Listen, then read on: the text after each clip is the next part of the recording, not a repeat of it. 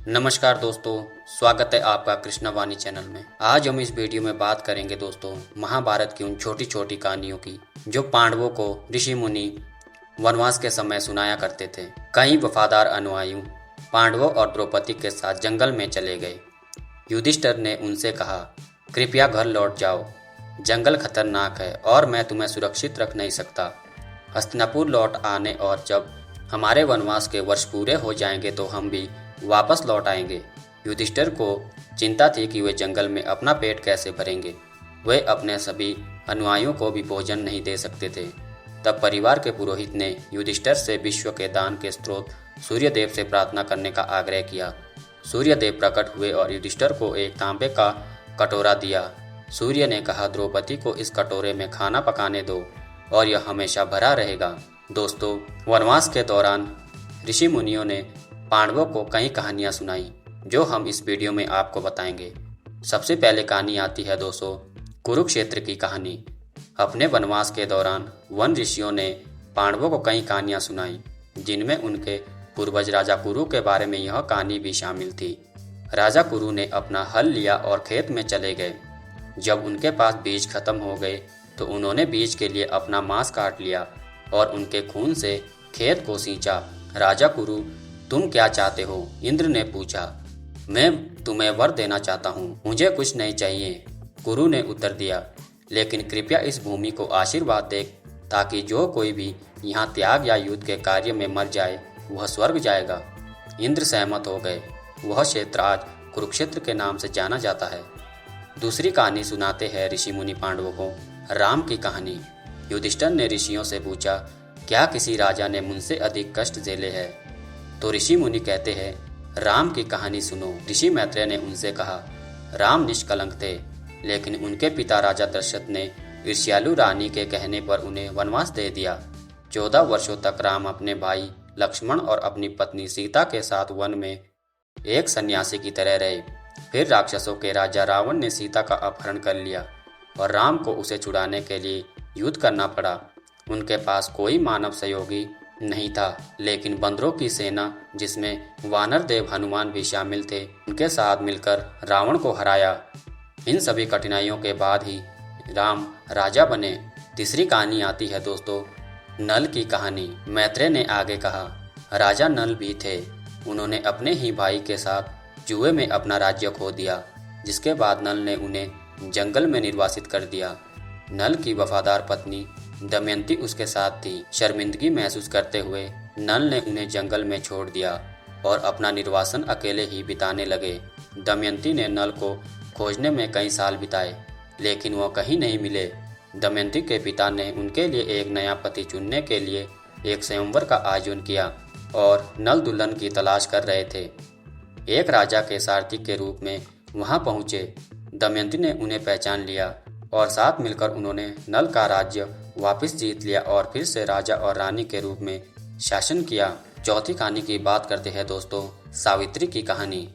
मैत्रेय ने फिर एक और कहानी सुनाई। राजा अश्वपति की बेटी सावित्री ने जंगल में गरीबी में रहने वाले राजकुमार सत्यवान से विवाह करने का फैसला किया, जो अपने अंधे पिता का साथ दे रहा था, जो अपना राज्य खो चुके थे।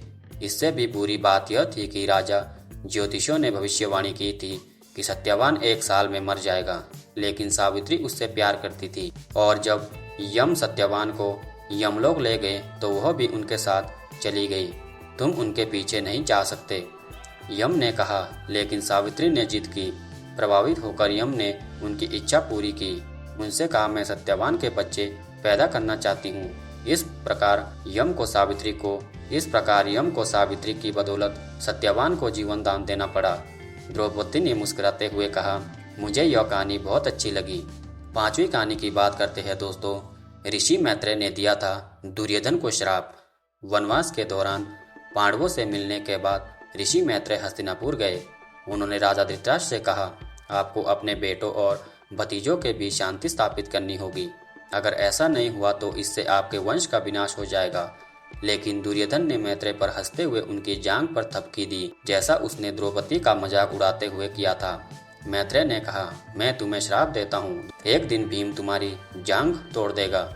अपना श्राप वापस ले लो। दुर्योधन ने सचमुच भयभीत होकर विनती की। मैत्रेय ने उत्तर दिया, एकमात्र समाधान पांडवों के साथ शांति स्थापित करना है, लेकिन दुर्योधन अपने चचेरे भाइयों के साथ कभी शांति नहीं बनाएगा। छठी कहानी आती है दोस्तों, भीम कमल की खोज में निकले। हवा से उड़ता हुआ एक सुनहरा कमल द्रौपदी के पैरों पर गिरा। उसने कहा, कितना सुंदर है, मैं आपके लिए और भी कमल लाऊंगा। भीम ने उत्सुकता से कहा और अधिक कमल इकट्ठा करने के लिए दौड़ पड़े। जल्दी ही उसने पाया कि एक बंदर की पूंछ ने उसका रास्ता रोक रखा है।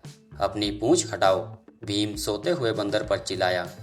बंदर हिला नहीं। मैंने कहा अपनी पूंछ हटाओ, मैं बूढ़ा हो गया हूँ। बंदर ने जवाब दिया, तुम इसे हिलाओ। लेकिन भीम पूंछ को हिला ना सके क्योंकि वह बहुत भारी थी। फिर बंदर पहाड़ की तरह ऊंचा उठ गया।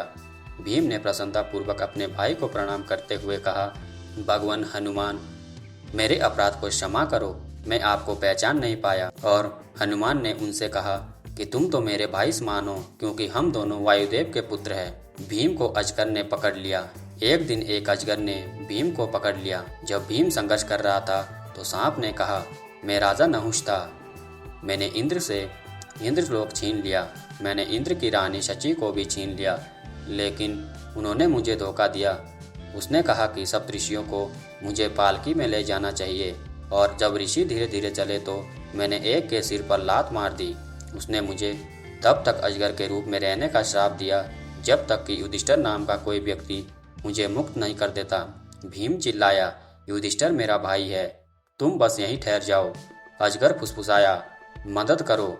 भीम चिल्लाया। उसके भाई दौड़कर आए और युधिष्ठिर के स्पर्श से नहुष ने अपना सर्प शरीर त्याग दिया और स्वर्ग को चले गए। अगली कहानी की बात करते हैं दोस्तों। व्यास ने युधिष्ठिर को दी सलाह। युधिष्ठिर ने अपने परिवार पर आई मुसीबतों के लिए माफी मांगी। मैंने जुआ इसलिए खेला क्योंकि मैं दुर्योधन को पदच्युत करना चाहता था, ताकि हम पूरे राज्य का शासन कर सके। उन्होंने कबूल किया, लेकिन मुझे एहसास हुआ कि इस बारे में गुस्सा करने का कोई मतलब नहीं है। मुझे धैर्य रखना चाहिए। मुझे यकीन है कि एक दिन हम अपना राज्य वापस लेंगे।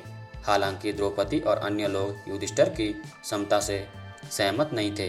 तभी व्यास आए और उन्होंने युधिष्ठिर को एक ऐसा मंत्र सिखाया जिससे एक महान हथियार को नियंत्रित किया जा सकता था।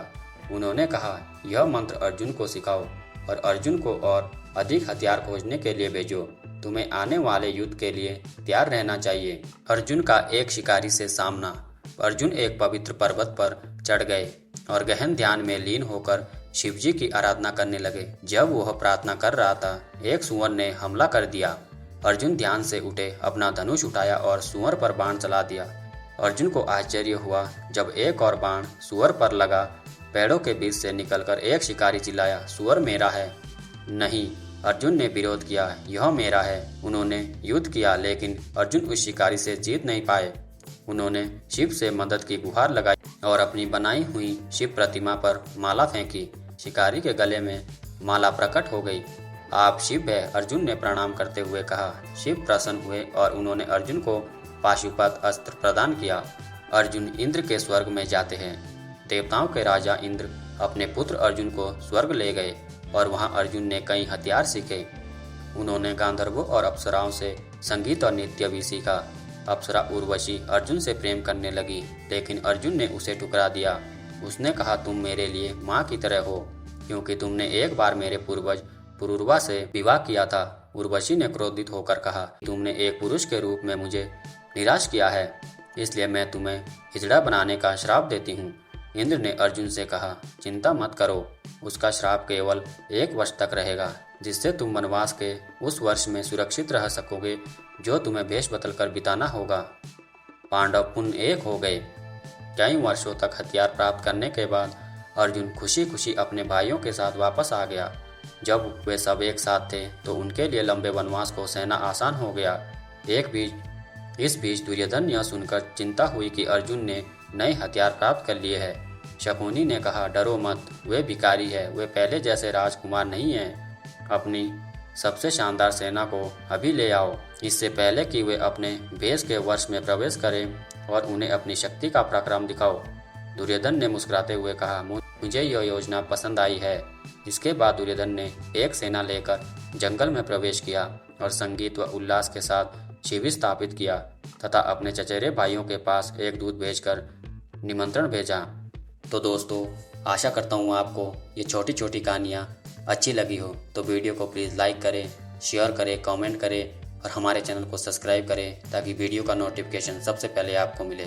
वीडियो को देखने के लिए धन्यवाद। जय श्री कृष्णा।